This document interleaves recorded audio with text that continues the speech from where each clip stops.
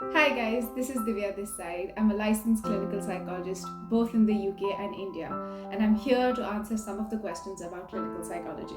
Mental health has been a really fast growing field in the last couple of decades.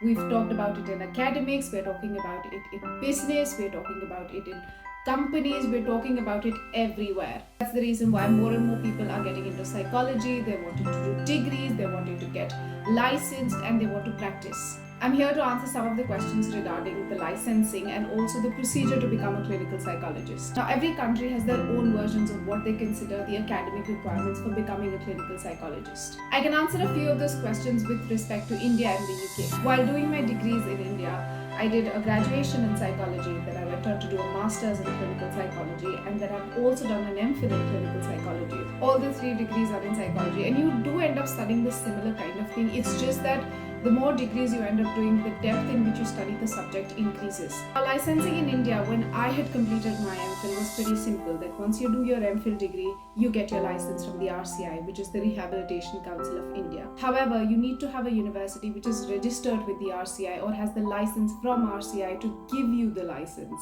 Now, the problem is many universities have the license when you start the degree of MPhil, but then slowly lose the license.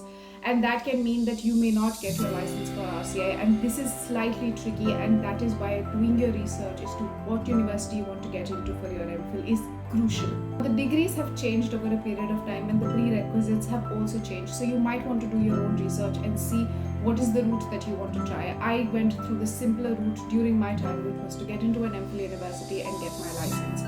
Getting into an MPhil is quite a tough job because there are entrance exams and there are many people sitting for these exams, so you kind of have to crack it and then get into your universities. But once you're in, it's still not an easy process. The 2 years that you're in MPhil is quite grueling, I have to agree. But during these 2 years, you learn a lot, and that's what prepares you for the job at hand. If you're someone who wants to work in psychology but does not want to work with severe and enduring cases, which means the kind of cases what you would see in hospitalization, you would want to consider doing a counseling degree rather than doing a clinical psychologist degree, because clinical psychologist degree A is quite strenuous and B, it prepares you for severe cases.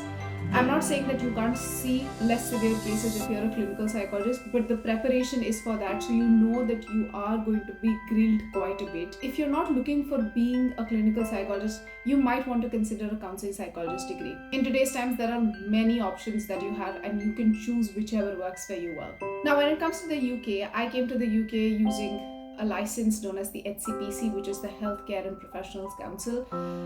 And this was a license that gave me access to practicing in the UK. Because I had many years of experience from the past, it was easier for me to get the license. However, still it took me a couple of months to get my license in place. To get your HCPC, you have to go online and it requires you to fill up certain documents. One of the most crucial and important documents that you will end up filling up is your course information form, or the CIF form. This was the form that took me the most amount of time because it was so annoying to fill. It is basically a summary of everything you have studied till now. So because I had done 3 degrees, I had to fill up 3 CIFs.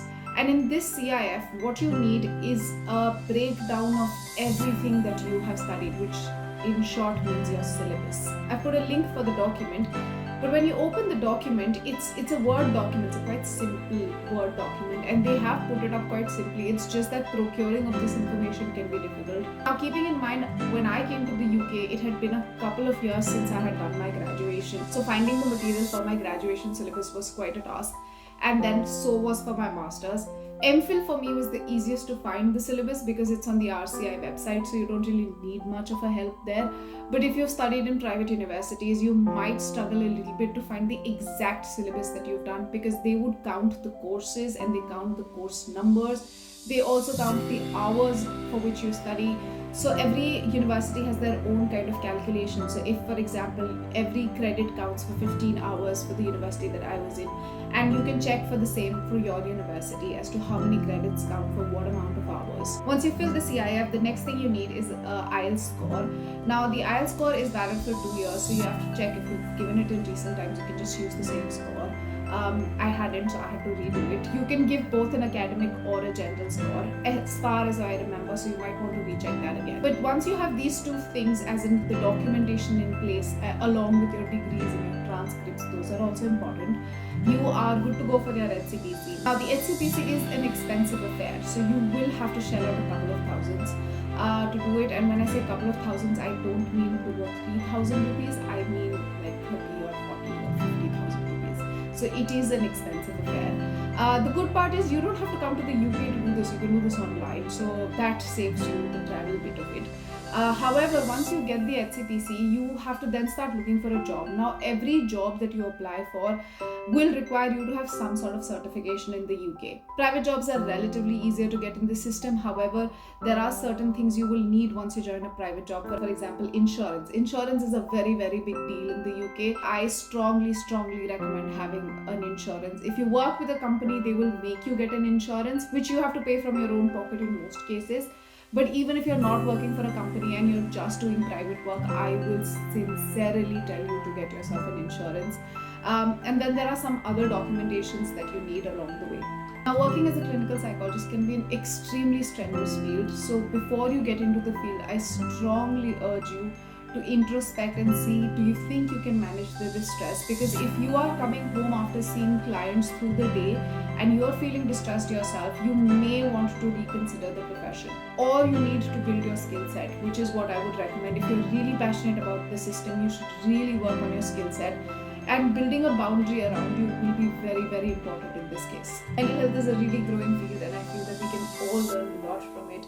Let me know in the comments below if there's something specific you want me to talk about, and if you like this video, please share it with your friends so that they can also get on the field and they can all learn about mental health.